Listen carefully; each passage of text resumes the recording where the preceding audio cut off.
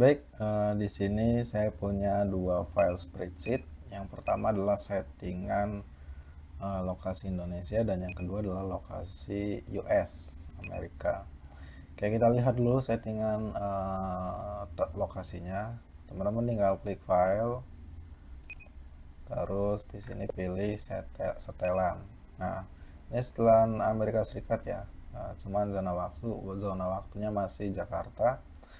Oke, kita simpan dulu, dan yang satunya saya punya file spreadsheet dengan lokasi Indonesia. Kalau kita lihat di sini masih Indonesia dan di sininya zona waktunya Jakarta. Baik, langsung saja perbedaannya apa? Kita pilih di Indonesia dulu ya.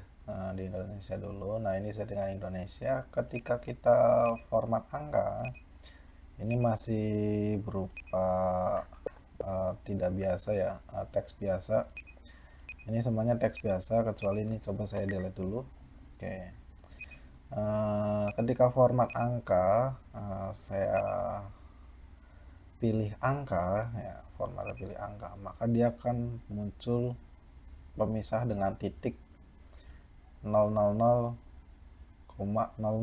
Nah, ini adalah pemisah dari lokasi Indonesia, yaitu menggunakan titik. Ketika di US, nah ini saya rubah formatnya dengan angka, dia pemisahnya adalah koma, 8,000,00. Nah, jadi dibalik ya. Oke. Terus juga untuk settingan lokasi itu berpengaruh dengan penggunaan pemisah rumus. Oke, ini saya rubah lagi dengan formatnya angka. Yang di Indonesia saya rubah dengan format angka. Baik, di sini penulisan rumus. Di sini saya menggunakan pemisah koma ya. Oke.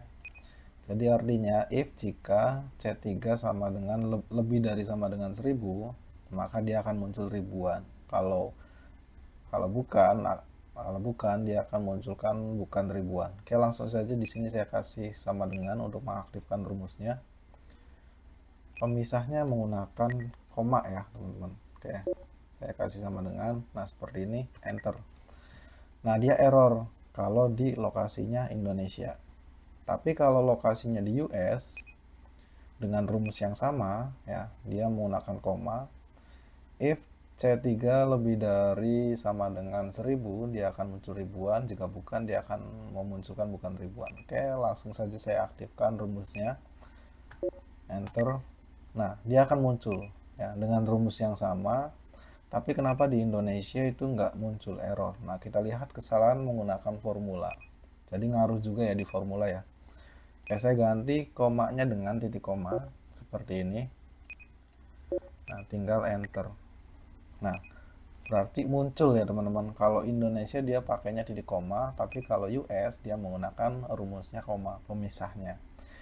Baik, langsung di sini saya punya yang keempat, yaitu penulisan tanggal. Oke, saya hapus dulu ya yang ini ya. Saya hapus, pilih formatnya dengan teks biasa. Oke, saya punya tanggal, atau saya punya tanggal gini, tanggal 10 bulan 11 2020. Oke, ini format biasa ya. Terus tanggal ini saya copy di lokasi Indonesia.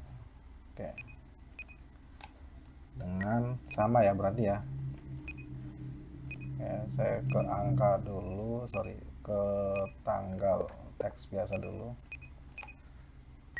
Oke, 10 11 20 20. Di sini juga US 10 11 20 20. Oke, di Indonesia saya rubah dulu ya dengan menggunakan format tanggal.